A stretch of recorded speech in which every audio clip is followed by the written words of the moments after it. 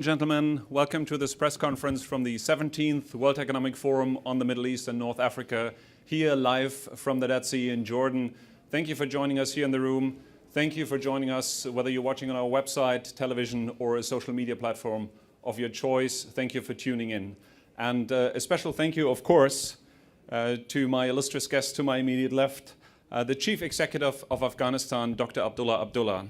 Sir, everybody's here and watching to hear from you, not from me. So I'll, without further ado, hand you the floor. Please share with us your views on this meeting, and also please share an update on the situation of Afghanistan. Bismillah ar-Rahman ar-Rahim. Good to be here in World Economic Forum in Dead Sea. This is the first time that it had happened here. I had participated. And it's a very vibrant scene, and good to see the achievements of the host countries and also the countries which are pushing, countries and sectors and entities in private sector which are pushing for better lives for the people around the world.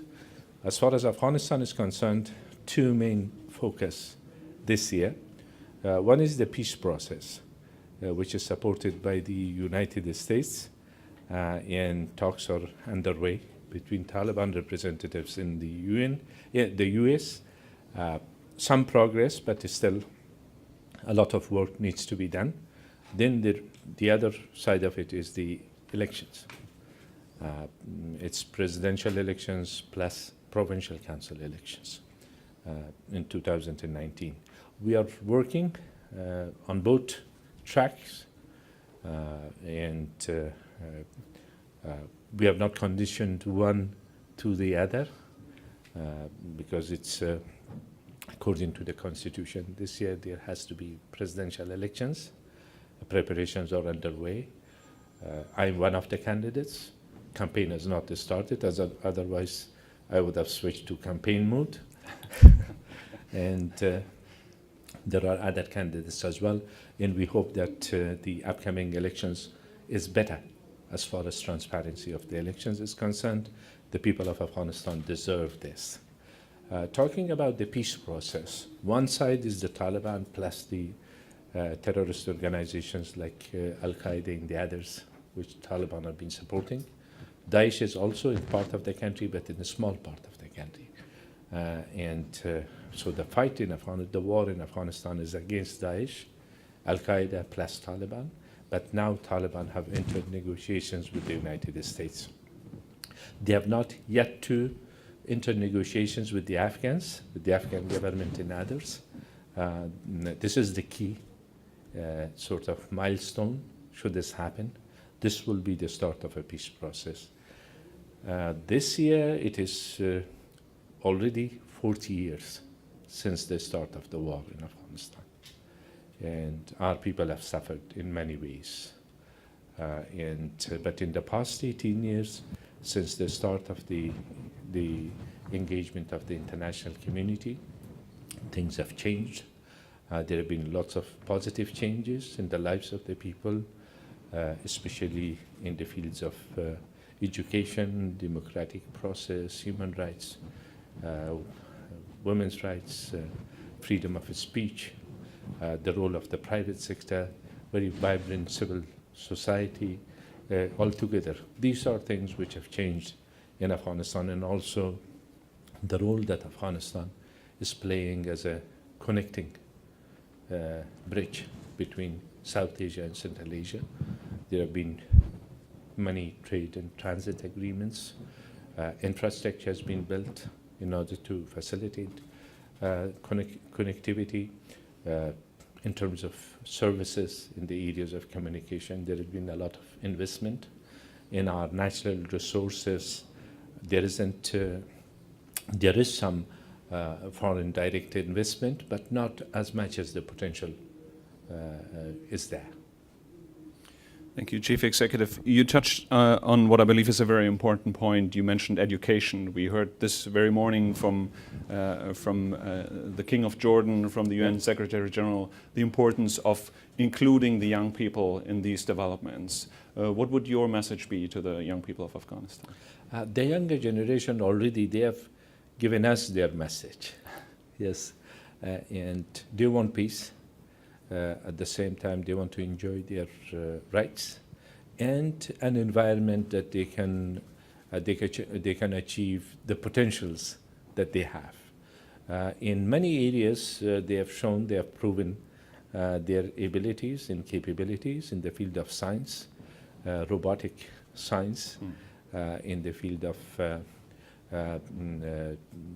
telecommunication, IT, and also they are part of the private sector in that sector as well, and they are very active also politically and social media. In the social media, they keep us accountable as the government, and sometimes they set the trend for us. Yes. And they deserve peaceful life. Hopefully, we will be able to deliver to them. Yes. Thank you. I think many, especially of the young people watching, cannot even imagine a war going on for 40 years. That is a lifetime of war. So it's very, very important, these messages. You also mentioned the private sector. Now, obviously, at this meeting here, there are about 800 roughly CEOs of regional, of international companies. What's your message to them when it comes to Afghanistan as a place to invest? Yes, while I described the situation as a whole, but at the same time, we have developed an environment, or have created enabling environment for the private sector development. And we do consider private sector as a partner in growth, and they are playing their rightful role, and increasingly opportunities door is opened for the private sector in different ways. Public-private partnerships, joint ventures are taking place to look at the potentials that Afghanistan presents in terms of natural resources, renewable energy, a land bridge between South Asia and Central Asia and West Asia. I think it's time to look at it seriously in terms of the private sector, and we hope that we will see those potentials developed. Thank you very much. I know you have a very important meeting coming up. You are actually meeting the King of Jordan. His Majesty, yes. His Majesty, the King of Jordan. I'm not going to ask you what you will discuss with him. That's between you and His Majesty. But the World Economic Forum as an international organization, what would your homework be to us to tell people in the world about Afghanistan? First of all, about Jordan and the leadership by His Majesty King Abdullah II in a challenging environment, in challenging times.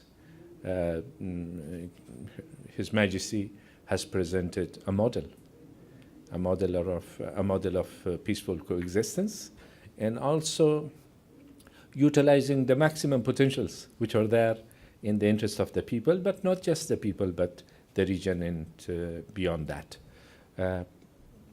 I would say one of the themes of today's discussions was this human resources in younger generation. We saw today, we listened to the two young Jordanians, which are presenting the face of their country to the world. We have these examples in our country. The country has potentials for investment in natural resources, energy, renewable energy, as well as services, and also it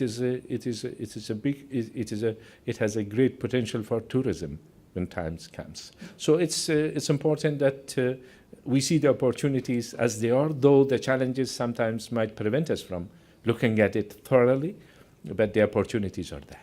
Yes. And at that point, I want to invite everybody who's watching online and watching maybe on YouTube, go and search for the Afghan Women's Orchestra. They were wonderful stars in the annual meeting in Davos 2 years ago, wonderful ambassadors for this great country. And with that, and mindful of your full schedule, thank you very much, Chief Executive. Thank you very much for being here in the room, and thank you very much for watching.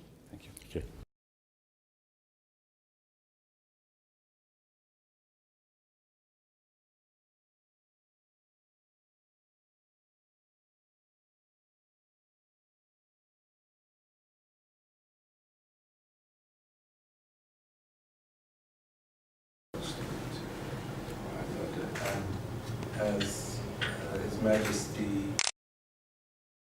Then we move over to Abdullah, the CEO of Afghanistan. We often hear a lot of the challenging stories around Afghanistan, and there is, of course, a lot of challenges, but sometimes we forget that since the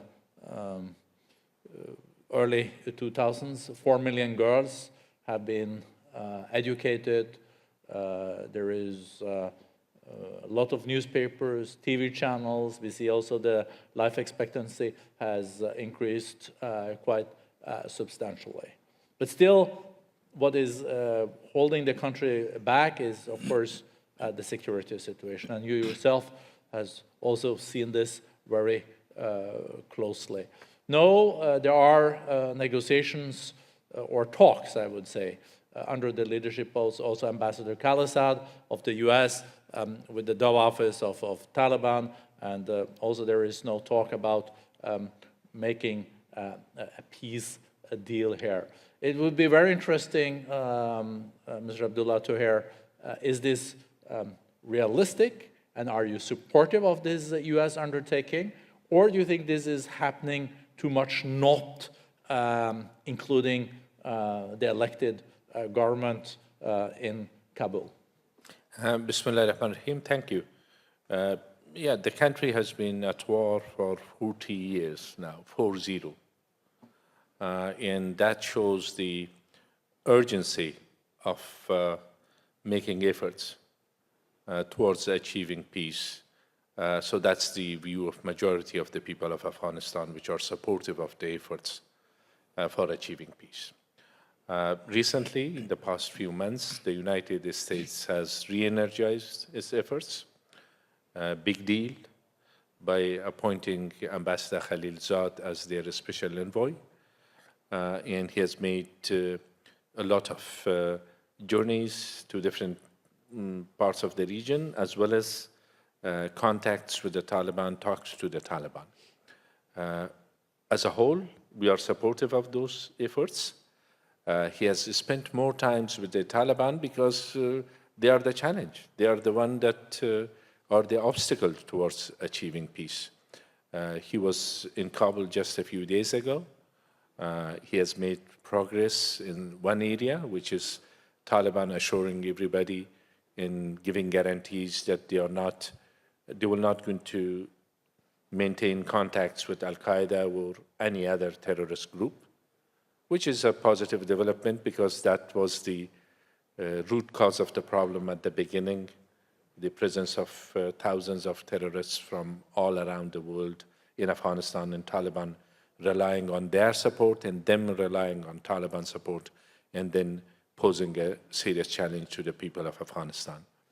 There is another side to that, which is Taliban have not agreed so far to talk to the government of Afghanistan, and the US position has been that Taliban, there will be no agreement with Taliban on other issues unless they sit with the inclusive team from Afghanistan, which is the government of Afghanistan and other political parties represented. So we are supportive of those efforts, and how optimistic I am, how pessimistic I am, we will not lose hope. And at the same time, we are not making any mistake in judging the sense of the people of Afghanistan, which they want to see peace in their country, but at the same time, they don't want to give up on the achievements that they have, which part of it you yourself mentioned. Citizens' rights, human rights and women's rights, freedom of speech, choosing your own leaders through elections, civil society, very vibrant civil society, private sector development, peaceful coexistence within and without. And these are the achievements of the people. And durable peace will only be achieved once we sit together and we come to an understanding on those main principles. Do you think Taliban in the negotiations will comply with those values and principles? And secondly, if there is a deal with Taliban and the Pashtuns, can we see a situation where there are other groups in Afghanistan that also will not be satisfied? Because sometimes it is forgotten how the multi-ethnicity of Afghanistan when this is discussed, especially in the West, I think. Yes, any real peace deal will have to take into account the pluralistic aspect of the society and multi-ethnic nature of our nation, and also should emphasize on the principles, on those achievements, because those achievements are for everybody. From the furthest part of the country, east, south, west, north, central Afghanistan, the people would like their children to be educated properly, boys and girls. The rights of the people should be respected. So it is. It will not be realistic if we give up on those rights, and also it will not be, peace will not be achievable if part of the society are marginalized. That's why personally I've emphasized to our leaders in the government and outside the government that we should present a unified voice of the people, which reflects the aspirations of majority of the people, which are for durable and dignified peace for everybody. When Taliban joined peace, it should be dignified for them as well. So exclusion will not work, whether it is on any basis. So it has to be inclusive. Whether Taliban will comply or not, their record is not. Their record is poor, to say the least. Sometimes they say that all these things are propaganda, the abuse of human rights and so on and so forth, or women's rights. And sometimes they say, I remember this 20 years back, and some of them, while talking to the Taliban directly, but some of the things which happened very recently also, that was resonation of the same thing. In a negotiations which took place in Uzbekistan, Taliban representatives said that all these things about human rights and women's rights are propaganda against us. The world needs to learn from us about the human rights and women's rights. And we have an opposition. At that time, Taliban were in Kabul, in control of like 80% of the country. That was before September 11th. If the world want to establish peace, they should disarm our opposition. Yeah. Some of their comments resonates those things, but hopefully they will see the fact that by continuation of the war, only our people suffer and we miss opportunities. Thank you.